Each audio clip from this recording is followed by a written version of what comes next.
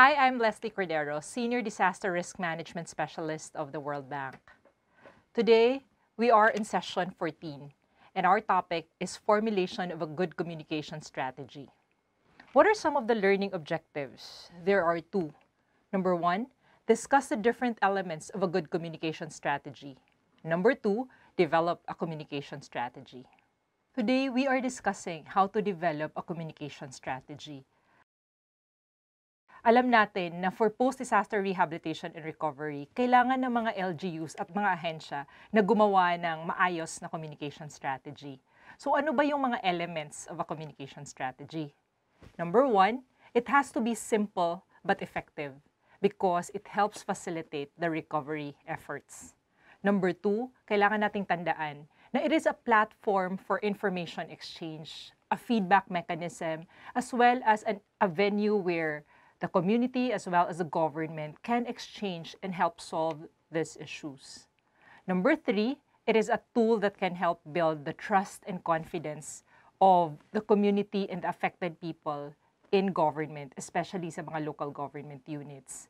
So we need to promote active participation and ensure na may buy-in yung mga communities na affected sa mga ginagawang activities and projects ng government. Number four, kailangan nating tandaan na when we do a communication strategy, it takes into consideration the social and cultural context. And of course, ang key factors of a good communication strategy will highlight transparency, accountability, as well as good governance. Hindi po mahirap gumawa ng communication strategy. Tandaan natin, merong mga components. Number one, key principles. Number two, core messages. 3, spokesperson. 4th, form of communication materials. And then, of course, yung communication channels. So let's discuss about key principles. Key principles are important. So we have 3 things to remember here. Establish the communication protocols. It is crucial that there are protocols between the national and local government so that people will know that these are some of the sets of rules that they will follow. Number 2, to manage people's expectations by providing proactive messages to address and clarify recovery issues. Sa government, diba, sanay tayo na parang itatago natin kung may mga issues. But here, a good communication strategy would teach you na kailangan natin ikwento sa mga tao in a language that they would understand para rin alam nila and makikilahok sila kung paano to isosolve.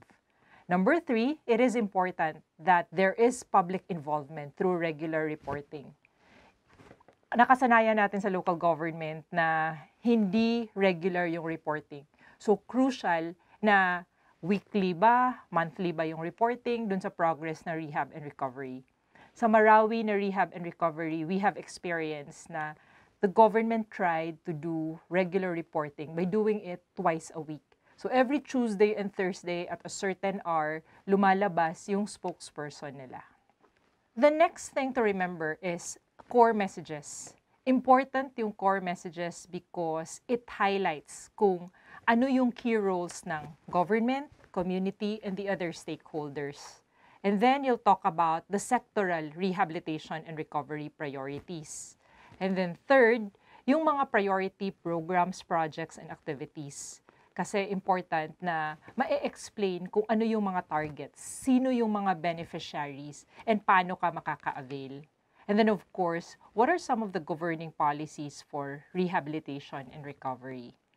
And then, if there are still available funds for rehab and recovery, important na alam din ng mga tao kung may problema kasi kulang yung pondo, yung mga ganyan.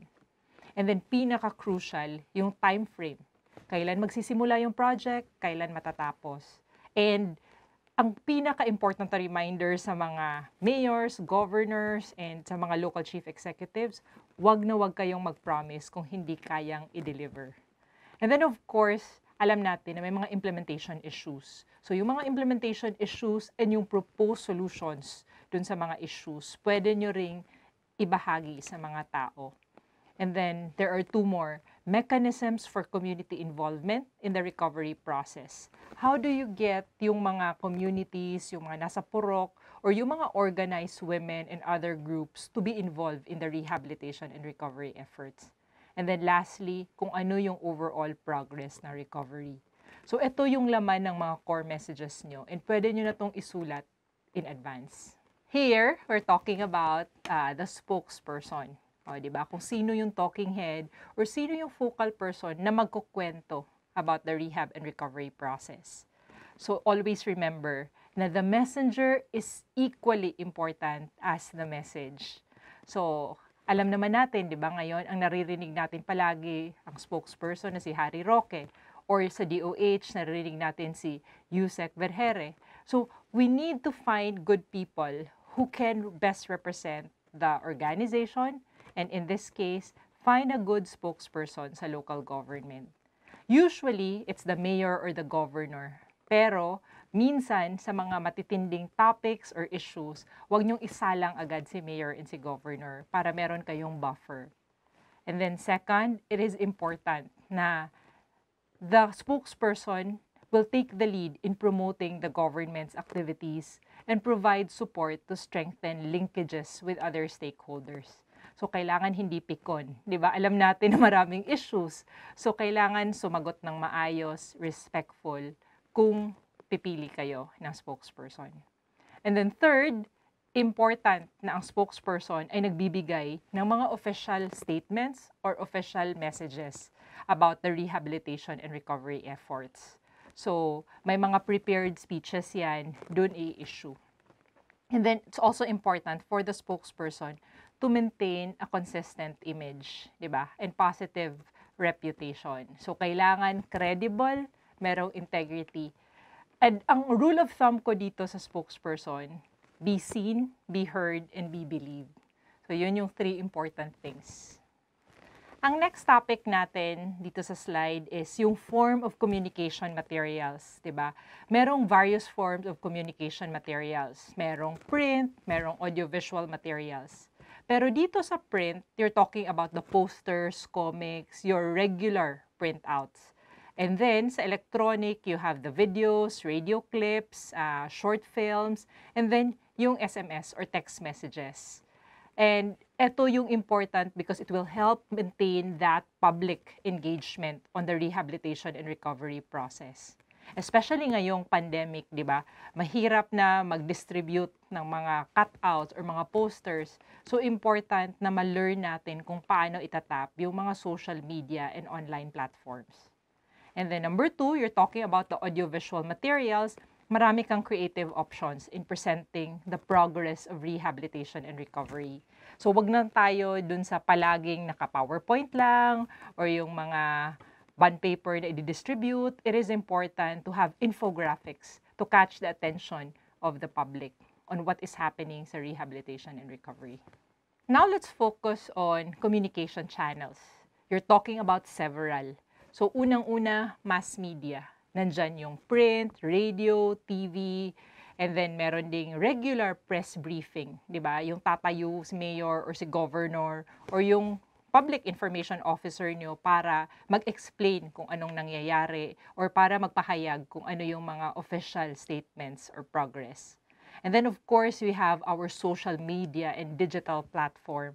So, crucial ngayon yung labanan sa Facebook, sa Instagram, di ba? Kung mabilis and listo yung mga local government na PIOs, then mas makaka-access kayo dito sa social media and makakasagot kayo and encourage engagement dun sa public. And then, our traditional website, important din to, na merong regular website na reliable and dependable yung information, hindi fake news. And then we have also our information hubs. So usually, pag merong malaking disaster, bagyo, lindol, yung mga information hubs siniset up ng government. Pero kung sa local government lang, meron na kayong regular information channels or streams, gamitin nyo po yun. And then the newsletter, meron din yun, pero usually ginagawa siya through social media na ngayon. And then of course, the tried and tested. Ito yung mga town hall meetings, yung mga community gatherings, yung mga face-to-face discussion. Pero ngayon pong may pandemya, ayun, mahihirapan tayo. So Zoom na lang muna tayo. Now let me give you a sample snapshot of a rehabilitation and recovery issues and possible responses. So dito makikita nyo lahat ng components na diniscuss natin kanina. So for example, ano yung issue or concern? And then ano yung possible na response or action? Sino ang spokesperson or focal person in charge? And ano yung communication channel na gagamitin mo? So in the next few slides, you will see this. Take for example, itong delay in the preparation of the rehabilitation and recovery plans. Diba? Ulit-ulit kayong tinatanong dyan sa city, sa munisipyo, or sa province na bakit ang tagal niyong gumawa ng rehab and recovery plan? So meron kayong possible na sagot. Pwede niyong sabihin na pag nagpe-prepare kasi ng plano po, may process yan. Kailangan i-vet, titingnan kung sino yung mga beneficiaries, ilang bahay yung kailangan gawin, magkano yung budget. So, matatagalan yung process. And sino ba yung person na kailangan magsalita dito? Pwede yung housing or planning na head. Pwede din si mayor kung merong sagot si mayor or si governor. Pag national government naman, pwede rin yung National Economic and Development Authority or kung sino yung head ng task force. And then, kailangan nyo rin i-identify kung ano yung mga communication channels na gagamitin. For example, TV ba, radio, social media ba, or magpapalabas kayo sa mga newspapers through print. And then, kailangan i-identify kung national ba ang gagawing briefing or sa local na setup. Yung pangalawang issue na pwede nating pag-usapan is yung very common and usually, alam nyo na to yung issue na substandard ang quality ng transitional shelters or permanent housing na ginagamit nyo. So, ano yung mga possible na sagot or possible actions na pwede nyong ikwento sa media or sa public? Pwede nyong sabihin na merong mga standards and designs na piniprescribe. So, pwedeng sabihin na ang public works for mga shelters, meron din ang Department of Education para sa mga school buildings, ang DOH para sa mga hospitals. So, alamin nyo and ikwento nyo na there are standards that they need to follow in the rehabilitation and reconstruction of this public infrastructure. And then, of course, wag nating kalimutan na ikwento na gaano kabagal yung process or i-explain natin bakit mabagal yung process. So, sa actual construction, sa mga materials na ginagamit, as well as yung procurement and budget. And then here, i-identify natin kung karapat-dapat ba na si mayor yung haharap, si governor, or pwede nyong i-refer sa national government. So, pwedeng tawagan si Public Works or ikwento na yung DepEd ang nag-prescribe nito or yung National Housing Authority. And then, of course, tingnan ulit kung ano yung medium na gagamitin or ano yung communication channel na gagamitin. TV ba, radio ba, social media ba, or dun sa mga forum or kapihan na pwede nyong ikwento at harapin yung mga issues on rehabilitation and recovery. Ito ang pinaka-common na issue for rehab and recovery. Alam nyo na to and sana napaghandaan nyo to. Last, ito yung delay in the implementation of infrastructure projects, di ba? So, paano ba natin ito sasagutin? Ulit-ulit na lang, bagyo, lindol, kahit itong pandemic, bakit may delay? So, you can properly explain by saying na ano yung reasons ng delay. At pwede kang magbigay ng alternative na more feasible timetable for project implementation. Yung mga governors, yung mga mayors, pati itong mga secretaries natin, gustong-gusto nila na mag-offer na by ganitong month, by ganitong year, tapos na to. Ang pinaka-important na lesson na na-learn namin dito sa Typhoon Yolanda is huwag kang mag-overpromise and under-deliver. Kasi siguradong sisingilin ka ng mga victims affected by the disasters. So try as much as you can to give some buffer or some window when you give a timeline. Number 2, kung social infrastructure projects or yung mga softer infrastructure like education, health facilities, or propose ka ng options kung paano and kailan to madideliver. I-factor in nyo rin yung mga delays in the implementation, important yan. And i-explain nyo sa mga tao kung bakit may delay. Sino-sino yung dapat na spokespersons dito or focal? So, pwede yung mga representatives ng ahensya kung kanino ginagawa yung project. Or pwede rin si mayor, si governor, or yung information officer na in charge. Kailangan lang nila alam yung ano yung mga issues para at least masagot nila ng tama. And then ulit lang kung ano yung mga communication channels. National ba or local ba yung press briefing mo?